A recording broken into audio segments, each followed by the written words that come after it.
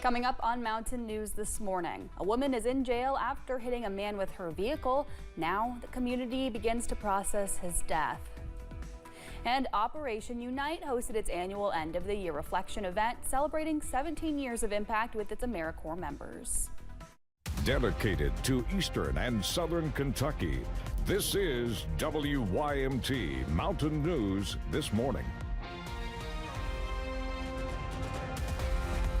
Good morning. I'm Amelia Lee here with you on this beautiful Thursday morning. It's May 15th and it is 5:30 today. Megan, I do think it was a nice, pretty start to the morning. I didn't have to put any temperatures on in my car. It was just nice. It was just nice. And even on the drive in, there was no rain, no fog.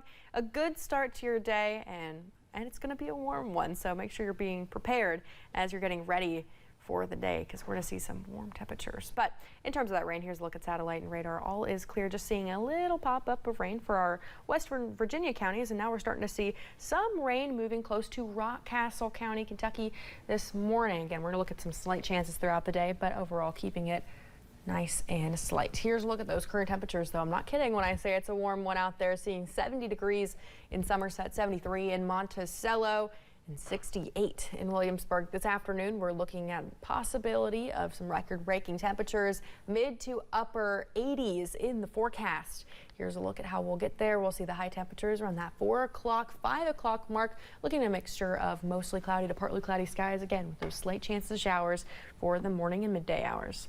Amelia. A man is dead and a woman in custody after a hit-and-run crash in Powell County. Kentucky State Police say Allison Martin hit and killed Ross Hicks on Main Street in Clay City. Martin now faces several charges, including fleeing the scene of an accident and vehicular homicide when under the influence of alcohol. Alyssa Williams talked with those who knew Hicks to learn more about who he was as a person. He was a clown. He liked to make everybody smile. He liked to make everybody forget what they were going through, and he just knew what to say at the right time. Snapshots in time are all Christina Hicks says she and her children have of her ex-husband, Ross Hicks. My children are left here without a dad. My children are here suffering, looking at pictures. My kids here are crying because they lost their best friend. Police say Hicks was killed Tuesday night during a hit and run on Main Street in Clay City. They also say the woman who hit him, Allison Martin, was under the influence during the time. Martin's arrest citation also says she admitted to stopping at a gas station after she hit Hicks and found his backpack stuck to the front of her car. She says she took it off, left it there, and continued to drive home. It's not fair to him. It's not fair. Shortly before Hicks was killed, Christina says he stopped at her house to see their sons and cut their hair, and then he walked into town. She says he was a barber who would go to people's homes to cut their hair. He had just cut Anthony Tipton and his son's hair Monday. Friends to everybody, you know, he's just an all-around great guy. Just 2 days later and he's gone, you know. It really blows my mind. I got to tell my kids later, and I don't know how they're going to take it. They loved him. Christina Hicks says she plans to be a voice for her and Ross's children to ensure that their dad gets the justice he deserves. They're going to get their justice. I will be there every day, and I won't stop. Hicks says she would also like an apology from Martin to her and Ross's children. In Powell County, Alyssa Williams, WKYT. New details are coming out in a deadly crash out of Perry County. We now know the names of the 2 men who died. The Perry County coroner confirmed with WYMT that 79-year-old Jay Garland Combs of Perry County and 20-year-old Zachary Hall of Knott County were pronounced dead at the scene. Sheriff's deputies say the crash happened yesterday around 8 in the morning on Kentucky 15 North in the Grapevine community. 2 other people were taken to the hospital, but their condition is not known. The Perry County Sheriff's Office is investigating. A case where a Pike County man was charged with attempted murder of a police officer will be presented before a grand jury. Dustin Allen of Ashcamp appeared in Madison County District Court for a preliminary hearing yesterday. It happened last month when a flock camera flagged a stolen vehicle parked outside of Walmart in Berea. Police later say Allen reversed and aggressively accelerated, hitting one of the officers when they approached the vehicle. A Virginia man behind bars after police say they learned of an altercation with a woman in Pike County. Police responded to a call about child abuse neglect near a church in the Hardy area Tuesday. After police received video of a man abusing a child, they went to a food city in South Williamson. A woman told police that Roscoe Ware choked her last Saturday. After getting a complaint warrant, social services was called to meet the victims. A joint drug investigation led to a drug bust in Knox County. Corbin police, with help from state and federal agencies, executed a search warrant on South Kentucky 1629, getting more than 12 ounces of meth, marijuana, cash, and drug paraphernalia. 2 children were also found living in deplorable conditions inside the home. George and Ashley Jesse now face trafficking and child abuse charges. The DEA is reviewing the case for possible federal prosecution. A Laurel County man in jail after police say he led them on a chase and threw bags of crystal meth out of a vehicle. It happened Tuesday when police tried to perform a traffic stop. That's when Cody Deaton failed to stop and drove through business parking lots at speeds in excess of 70 miles per hour. Police later surrounded Deaton, where he briefly resisted arrest before he was taken into custody. A man is facing charges after police in Magoffin County say he was trafficking drugs. It happened last week on Kentucky 867 when police conducted a traffic stop. They say Ronald Fee left the vehicle and attempted to flee. After failed attempts to get Fee to comply, police tased him as he was heading toward a wooded area. When they arrested him, they say they found more than 11 grams of suspected meth in his possession. After nearly 10 days of no water, most of Harlan County residents now have running water. Last Tuesday, May 6th, water was restored to most Black Mountain Utility District customers. Now, officials are looking into a mapping project led by the Kentucky Rural Water Association to map all tanks, pumps, valves, and meters going forward. Despite the issues, Judge Executive Dan Mosley says it could have been longer. It truly was a crisis, and we never want to see an outage, period, but we certainly don't want to see a prolonged one like that. And had it not been for our neighbors coming to assist, it certainly would have been much longer than it was.